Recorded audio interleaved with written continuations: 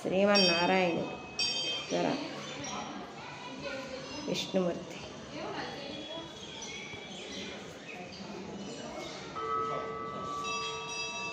ఎంత అందంగా ఉన్నాడో చూసారా.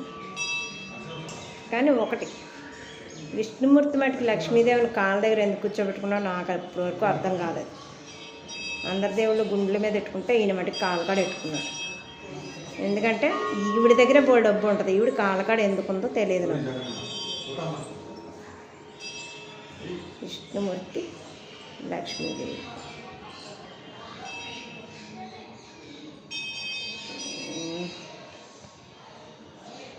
బ్రహ్మ తన బొడ్లో నుంచి ఉద్భవించాడు. చూసారండి ఎంత అందంగా ఉన్నారు. మీకేమన్నా ఈ కథ ఏమన్నా తెలిస్తే నాకు కామెంట్ రూపంలో